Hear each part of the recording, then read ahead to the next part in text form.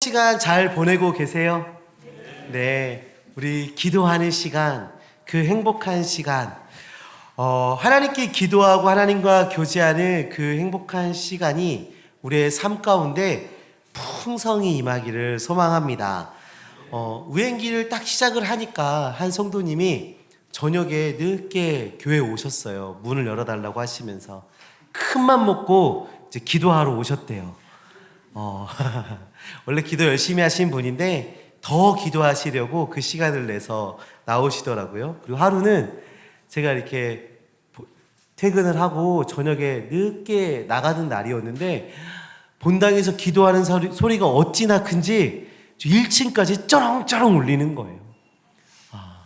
참 우리 교회 안에 이렇게 기도의 소리가 차고 넘치니 참 행복한 것 같습니다. 우행기가 마치는 날 많은 간증이 있었으면 좋겠습니다. 기도했던 것들이 응답되고 내 삶이 기도의 삶으로 변화되기를 소망합니다. 하나님과 교제하는 시간이 너무 행복해서 그 삶을 나누며 살아가는 우리 모두 되길 소망합니다.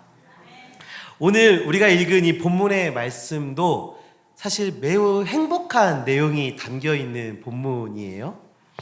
하나님의 백성이 회복하는 장면입니다. 하나님의 말씀을 사모하는 자들이 한자리에 모여서 하나님의 말씀을 듣고 그 말씀을 실천하는 자리가 오늘 읽은 이 느헤미야 8장에 나와 있는 모습이에요. 우리가 느헤미야라고 하면 성벽 재건이라는 키워드가 있기 때문에 마치 건설 현장을 다루고 있는 것처럼 보일 수 있지만 느헤미야의 핵심은 건축을 어떻게 했고 성벽을 어떻게 재건을 했고 며칠 만에 했고가 중요한 게 아니라 영적 부흥과 회복에 초점을 맞추고 있습니다. 그렇기 때문에 오늘 읽은 말씀은 매우 중요한 말씀인 것이죠. 사랑하는 성도님들, 오늘 우리 말씀을 통해서 참된 회복의 의미를 깨달아 알고 우리의 삶도 점검해보는 시간 되길 바랍니다. 그리고 말씀에 순종하는 하나님의 백성으로 하나님만을 예배하는 행복한 하나님의 백성들 되시기를 주님의 이름으로 축원합니다. 앞에서도 말씀드린 것처럼 오늘 읽은 이 느헤미야 8장의 말씀은 느헤미야서 전체 중에 가장 중요한 장이다라고 볼 수 있습니다. 많은 사람들이 매우 중요한 본문이라고 강조하고 있는 게 오늘 읽은 본문 말씀이에요. 그런데 오늘 본문을 보시면 조금 놀랍습니다. 시작부터 느헤미야가 아니라 에스라가 등장을 하고 있는 것이죠. 바로 학사 에스라. 이 학사는 요즘 대학교 졸업하면 학사학위를 주는데 그것을 이야기하는 게 아니라 여기서 말하는 학사는 서기관을 얘기하는 거죠. 서기관. 에스라는 제사장이었으며 서기관이었습니다. 오늘 본문에 느헤미야는 이제 등장하지 않고 학사 에스라가 그 이야기를 끌고 가고 있습니다. 아주 핵심적인 내용을 다루고 있는 이 느헤미야 8장에 이 느헤미야서 전체 중에 가장 중요하다고 말하는 이 8장인데 느헤미야서에서 느헤미야는 없어지고 에스라가 나오고 있어요. 놀랍지 않으신가요? 느헤미야는 성벽을 재건하는데 큰 공을 세운 사람 아니겠어요? 그가 진행했던 성벽 재건 사업은요 실로 놀라웠습니다. 느헤미야 6장 15절 말씀 우리 함께 보시겠습니다. 성벽 역사가 52일 만인 엘루월 25일에 끝나매. 성벽 공사가 며칠 만에 끝났어요? 52일 만에. 52일 만에 성벽 공사가 끝난 거예요. 엄청나죠? 그러니까 이 느헤미야가 이 공사를 진행하는데 아주 철저하고 신속하고 완벽하게 그 공사를 진행해서 그 공사가 막 뒤처지지도 않았던 거죠. 굉장히 빠른 시일 내에 그 공사를 완성할 수 있었던 거예요. 그럼 백성들 안에서 느헤미야는 어떻게 됐을까요? 인기가 하늘을 치솟았겠죠. 굉장히 인정받는 지도자로서 칭찬을 받고 있었을 것입니다. 그런데 그는 자신이 전면에 나서지 않고 에스라를 일선으로 내밀고 있습니다. 이는 느헤미야가 자신의 역할을 분명히 알고 있었기 때문이에요. 그는 행정관이고 백성들을 조직하고 성벽을 완성하는 것까지가 나의 책임이다 라는 것을 알고 있었기 때문이에요. 사실 이런 느헤미야의 태도는 느헤미야 6장 11절에도 잘 드러나 있어요. 우리 6장 11절 말씀도 한번 다 같이 읽어보겠습니다.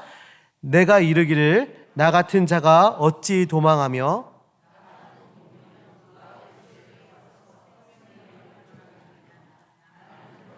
아니하겠노라 하고, 이 구절은 느헤미야가 성벽을 재건하는 과정에서 대적들의 협박과 음모를 직면한 상황에서 한 이야기입니다. 산발랏, 도비야, 게셈과 같은 이방 지도자들이 성벽 완공을 방해하기 위해서 온갖 계략을 짰어요. 그들은 협박하고 거짓 소문을 퍼뜨리고 심지어 거짓 예언자들을 동원해서 느헤미야가 성전 안에 들어가 피신하도록 유도했던 거예요. 하지만 느헤미야가 이렇게 말하죠. 나 같은 몸이면 누가 외소에 들어가서 생명을 보존하겠느냐. 여기서 이 외소는 성전 그 안쪽 깊은 곳을 이야기하는데 일반 백성들은 들어갈 수 없는 제한된 공간이에요. 거기에 들어가서 피하도록 유도했던 거예요. 느헤미야는 성전 안에 피하는 것이 율법적으로 이거는 부적절한 행동이라는 걸 알고 있었습니다. 그는 자신이 종교 지도자가 아니라는 것을 확실하게 인식하고 있었던 거죠. 그래서 자신의 역할에 충실했던 것입니다. 결국 에스라에게 그 영적 지도자, 종교 지도자의 자리는 에스라에게 맡기고 있는 것이죠. 자, 이제 이런 배경에서 지금 이스라엘 백성들이 수문학 광장에 다 모여 있는 거예요. 성벽이 완성이 됐어요. 저는 상상을 해봤어요. 황폐해져 있고 무너져 있던 성벽. 근데 그거의 공사가 딱 끝났어요. 이제 외부의 적이 쳐들어올 것에 대해서 어느 정도 안정감이 주어진 상황이에요. 노동도 끝났어요. 그러면 좀 쉬어야 되겠다. 이제 이 안정감을 좀 누려봐야 되겠다라는 생각이 들 것 같아요. 그런데 이스라엘 백성들이 수문앞 광장에 모여 있습니다. 그리고 그곳에서 학사 에스라에게 모세의 율법책을 가져와 읽어달라고 요청을 하지요.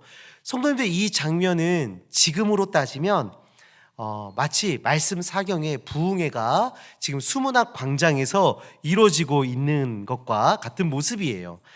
이스라엘 백성들은 오랜 포로 생활을 마치고 돌아와 성전과 성벽을 재건하기 위해 온 힘을 다해 달려왔어요. 특히 성벽은 52일 만에 완공해내는 놀라운 일을 이루었습니다. 앞만 보고 달린 거예요. 그런데 성벽을 재건한 후 그들은 느낀 겁니다. 이제 공사가 다 끝난 후에 그들에게 허전함과 공허함이 밀려오기 시작하는 거예요. 외형적으로 집과 성벽은 완성되었는데 정작 그들의 내면은 아직 온전한 회복이 이루어지지 않았다는 것을 깨닫고 있는 것입니다. 오늘 1절 말씀을 우리 다 같이 다시 한번 읽어보겠습니다. 이스라엘 자손이 자기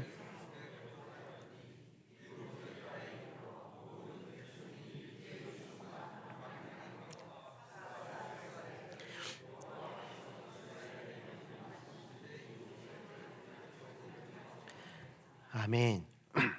지금 성벽 재건 공사가 끝난 후에 부흥회가 일어나고 있어요. 그런데 이 부흥회를 요청한 사람이 있습니다. 누가 요청했을까요? 1번 느헤미야, 2번 에스라, 3번 이스라엘 백성. 몇 번일까요? 네, 3번. 정확하게 답을 맞추셨어요. 이스라엘 백성들이 이 집회를 요청하고 있는 거예요. 우리의 마음이 공허합니다.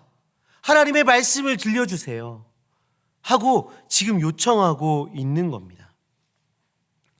성도님들, 이 장면은 우리에게 아주 중요한 영적 원리를 이야기해주고 있어요. 우리가 이룬 어떤 업적과 역사는 단순히 물질적인 완성으로 끝나는 것이 아니라 반드시 영적인 결론을 맺어야 합니다. 그러니까 물질적인 결론으로만 끝! 하나님의 은혜를 내가 입었는데 그것이 물질적인 어떤 것으로 끝! 이게 아니라 우리의 영적인 결론이 나야 한다는 거죠. 우리는 모든 순간 하나님의 은혜를 누리고 살고 있습니다. 우리가 먹고 입고 누리는 것은 다 하나님의 은혜예요. 하지만 하나님께서 주신 그 물질에만 초점을 두고 있어서는 안 된다는 것이죠. 거기에만 초점을 맞추고 있는 것이 아니라 우리의 시선은 어디에 가 있어야 돼요?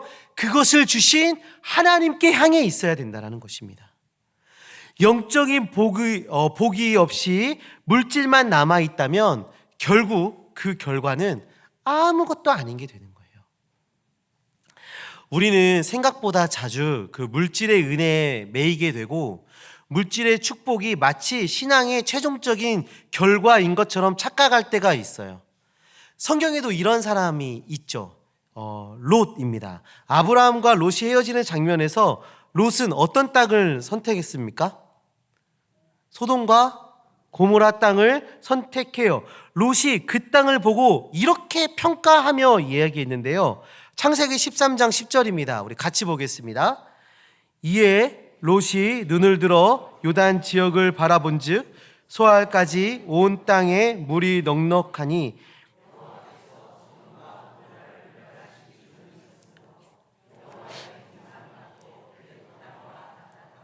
아멘. 롯이 사실은 요 본문 이전에 롯은 이미 애굽을 경험을 한 사람이에요. 애굽을 보고 왔어요. 자, 그 애굽의 풍요로움을 경험을 했어요. 애굽의 화려한 문명과 그 나일강에서 나오는 풍족함을 직접 목격했던 그는 이를 하나님의 복이다라고 착각하고 있는 거예요. 그래서 소돔과 고모라 땅을 바라보며 애굽과 같다고 말하며 심지어 여호와의 동산 같다라고 이야기합니다. 다시 말해 그는 하나님의 복을 단순히 물질적 번영과 문명의 발달로 인식하고 있었던 것입니다. 성도님들, 혹시 우리도 이런 시선을 가지고 있지 않은지 우리의 삶을 점검해 봐야 합니다. 우리는 때때로 풍요와 화려함을 하나님의 은혜라고 착각할 때가 있습니다. 그러나 하나님의 은혜는 단순히 물질적 축복이 아니라 영적인 회복과 부흥을 의미합니다. 오늘 본문에 등장하는 이스라엘 백성들처럼 우리는 하나님의 은혜를 사모하며 영적 부흥을 간절히 구하는 주의 자녀들이 되어야 하는 것이죠. 그럼 계속해서 영적 부흥을 사모하는 이들이 어떻게 모여 어떻게 부흥회를 진행하고 있는지 한번 살펴보도록 하겠습니다. 3절 말씀 우리 다 같이 보겠습니다. 수문앞 광장에서 새벽부터 정오까지 남자나 여자나 알아들을 만한 모든 사람 앞에서 읽음에 뭇 백성이 그 율법책에 귀를 기울였는데, 일단 이 곳에 모여있는 사람은 어떤 사람들이에요? 남자나 여자나 알아들을 만한 모든 사람, 알아들을 만한 모든 사람이 모여 있었던 거예요. 우리가 익히 알지만 우리 성경 시대에는 그 인구를 계수할 때 그 전투에 나갈 수 있는 남성의 수만 계수하잖아요. 그런데 오늘은 그런 사람들만 모여 있는 게 아니라 남자나 여자나 알아들을 수 있는 모든 사람. 그러니까 어린아이도 있었을 것이고 노인도 있었을 것입니다. 이스라엘 백성에서 대화가 되고 알아들을 수 있는 인지가 있는 사람이라면 다 그곳에 모여 있는 거예요. 또한 이들이 수문 앞 광장에서 새벽부터 정오까지 모여 있었대요. 엄청나지 않습니까? 새벽부터 정오, 최소 6시간. 최소 6시간을 하나님의 말씀을 듣고 있는 거예요. 6시간? 우리 학창시절 생각하면 충분히 그럴 수 있지. 얼마 전에 우리 반나절 기도회 했는데 그거 생각하면 6시간 정도 할 수 있지 라고 생각하실 수 있겠지만, 사실 저희가 설교를 하면 좀 재밌게 하려고 예화도 하고 하잖아요. 그렇죠? 저는 액션도 크고 이렇게 하는데, 이때 에스라는 두루마리를 딱 피고 그냥 성경을 쭉 읽었어요. 6시간을. 심지어 서서 그걸 듣습니다. 6시간 동안. 최소 6시간. 얼마 전에 담임 목사님께서 이렇게 수련회 가가지고 저녁 집회를 1부, 2부 하고 동틀 때까지 기도회 하고 막 이런 얘기 하셨거든요. 딱 그게 생각나는 본문인 것 같아요. 네, 오랜 시간 하나님의 말씀 앞에 머무는 겁니다. 이들은 새벽부터 정오까지 서서 하나님의 말씀을 들어요. 그리고 레위인들은 백성들에게 율법을 설명하며 그 말씀을 깨달을 수 있도록 해석해 줍니다. 상상해 보세요. 말씀을 사모하는 자들과 그 하나님의 말씀을 전하고자 하는 자들이 함께 모여 있는 너무나도 은혜로운 자리예요. 사랑하는 성도님들, 우리는 하나님의 말씀을 사모하는 마음을 가지셔야 됩니다. 그리고 또 한 가지, 말씀을 전하는 자들을 위해서 기도해 주시기 바랍니다. 하나님의 말씀을 전하기를 기뻐하고 또 성령의 은혜로 잘 전할 수 있도록 기도해 주시기 바랍니다. 듣는 자나 전하는 자나 성령의 은혜로 잘 전하고 잘 듣는 우리 새순교회 되기를 소망합니다. 하나님의 그 율법책이 낭독되고 그 뜻이 해석되어 백성들에게 전해질 때 이러한 일이 일어납니다. 9절 말씀인데요. 백성들이 율법의 말씀을 듣고 다 우는지라. 여기에 그 눈물은 무엇을 의미할까요? 이들에게 지금 감정적인 터치가 있었던 거예요. 감정적 반응이 이들에게 일어나고 있는 거예요. 하나님의 말씀을 들으니까 그 마음이 요동치기 시작한 겁니다. 그들은 하나님의 말씀을 듣고 아멘 아멘 하고 동의했어요. 우리 6절 말씀 보시면 하나님의 말씀이 선포되어질 때 이들이 두 손을 높이 들고 아멘 아멘 하고 동의했어요. 이것은요, 한순간에 단순한 동의를 넘어서 이제 그들의 마음을 움직이기 시작한 거예요. 하나님의 말씀을 들으니 자신들의 모습이 보여지기 시작하는 거예요. 나와 하나님과의 그 관계가 드러나기 시작하는 거예요. 눈물이 나는 겁니다. 그리고 나서 느헤미야 8장 15절입니다. 우리 같이 보겠습니다. 또 일러스되 모든 성읍과 예루살렘에 공포하여 이르기를 너희는 산에 가서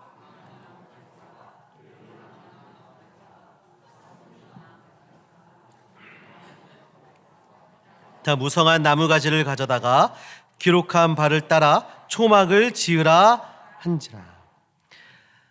지금 이 장면은 율법에 따라 초막절을 지키고자 하는 장면이거든요. 말씀을 들었어요. 아멘 아멘 하고 동의했어요. 그것으로 끝이 아니에요. 그 지식적인 동의를 넘어 감정적 반응이 나타나기 시작했습니다. 하나님의 말씀을, 하나님의 율법을 지켜 행하지 않은 것에 대해서 눈물을 흘리기 시작했어요. 그런데 그것으로 끝나는 것이 아니라 실천적 행위가 이어지고 있는 것입니다. 초막절은 이스라엘 백성들이 애굽에서 나온 후에 광야에서 40년 동안 초막에서 살았던 것을 기념하는 절기죠. 하나님께서 광야에서 어떻게 그들을 보호하셨는가, 어떻게 그들을 인도해 내셨는가를 기념하는 절기가 이 초막절이에요. 율법의 명령에 따라 지금 그 절기를 다시 회복하고 있는 겁니다. 사랑하는 성도님들, 우리는 하나님의 말씀에 순종하는 자가 되어야 됩니다. 지식적으로 동의해서 멈추는 것이 아니고 그것으로 감정적으로 어떤 반응에서 멈춰 있는 것이 아니라 그것들을 넘어서 실천적 행위가 뒤따라야 한다라는 것이죠. 하나님의 말씀은 지식에 머물러 있어서도 안 되고 감정에 머물러 있어서도 안 됩니다. 지식으로 알고 감정으로 반응하며 실천으로 열매를 맺어야 하는 것입니다. 이것이 우리가 추구해야 할 회복의 모습인 것이죠. 사실 느헤미야 8장은 이들이 망하여 포로로 끌려오게 된 이유를 역으로 추적해서 확인하는 자리이기도 해요. 이들의 문제가 무엇이었을까요? 이들이 왜 포로로 끌려갔을까요? 하나님을 예배하지 않았기 때문 아니겠습니까?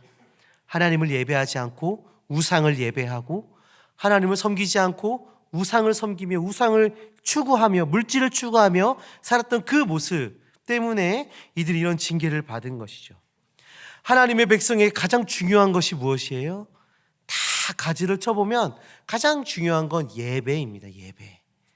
예배는 우리가 하나님을 사랑한다는 표현의 아주 최소한의 방법이면서 최고의 반응이기도 하죠.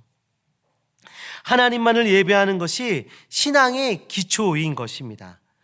지금 말씀을 듣고 영적 부흥을 경험한 이들이 초막절을 지키며 예배를 회복하는 모습도 굉장히 의미가 있는 장면이긴 한데, 이스라엘 백성들이 애굽의 포로에 있을 때 모세가 바로에게 이스라엘 백성들을 보내달라고 말하면서 이런 말을 해요. 출애굽기 5장 1절 말씀인데요. 내 백성을 보내라. 그러면 그들이 광야에서 내 앞에 절기를 지킬 것이니라 하셨나이다. 바로 왕에게 우리를 보내달라고 요청을 하면서 이렇게 얘기하는 거예요. 우리를 보내줘라. 그럼 우리가 광야에 한 사흘길쯤 가서 거기서 하나님을 예배할 겁니다. 우리 하나님을 예배하러 가야 합니다. 그러니까 출애굽의 본질이 무엇입니까? 하나님을 예배하러 가는 거예요. 애굽의 종된 자들이 그 애굽의 신을 섬기고 있는 것이 아니라 그것에서 나와 하나님을 예배하러 나아가는 것이 출애굽의 본질이었던 거예요. 이제 하나님의 백성이 되는 거예요. 지금 바벨론 포로로 잡혀갔던 이들 한번 보세요. 그들이 왜 바벨론으로 끌려가서 바벨론의 종으로 포로로 그렇게 살아갔습니까? 하나님을 예배하지 않았기 때문 아니에요. 그런데 하나님께서 왜 그들을 다시 예루살렘으로 귀환을 시켜주셨어요? 그곳에 돌아와서 그 예배를 회복하게 하심입니다. 애굽의 종되어 바로를 섬겨야 했던 자들을 구원하셔서 하나님을 섬기게 하셨습니다. 약속의 땅 가나안 땅에 들어갔는데 이들은 하나님이 아닌 가나안의 우상을 섬겼어요. 그래서 바벨론으로 가서 포로 생활을 했습니다. 그러나 하나님은 그들을 다시 한번 구원해 주셔서 약속의 땅으로 돌아오게 하셨고 하나님을 예배하는 자로 지금 회복시키고 계신 겁니다. 성도님들, 지금 우리는 어디에 있습니까? 애굽과 같은 곳에 계십니까? 아니면 바벨론과 같은 곳에 계십니까? 우리의 영적 주소를 우리는 항상 점검하고 확인해야 합니다. 우리가 하나님의 은혜 아래서 하나님을 예배하는 자로 잘 서 있는지 우리 항상 점검해야 하는 것이죠. 우리가 섬길 것은 물질과 세상의 화려함이 아닙니다. 하나님의 말씀을 사모하고 하나님을 예배해야 하는 것이죠. 사랑하는 성도님들, 오늘 우리는 이 느헤미야 8장의 말씀을 통해서 진정한 회복이 무엇인지를 확인했습니다. 성벽을 재건하고 성전을 재건하여 외형을 갖추는 것이 진정한 회복이 아니라 예배를 회복하는 것, 영적 회복을 이루는 것, 그것이 참 회복이다라는 것을 우리가 확인했어요. 물질적 회복이 아니라 영적 부흥이 회복의 근본적인 목표인 것입니다. 우리는 끊임없이 우리가 서 있는 자리를 확인해야 합니다. 애굽인지 바벨론인지 아니면 하나님과 동행하고 있는 언약의 땅에 우리가 머물러 있는지. 하나님을 예배하는 실천적 신앙인이 되셔서 하나님과 동행하는 그 행복을 누리는 우리 모두가 되시기를 주님의 이름으로 축원합니다. 우리 시간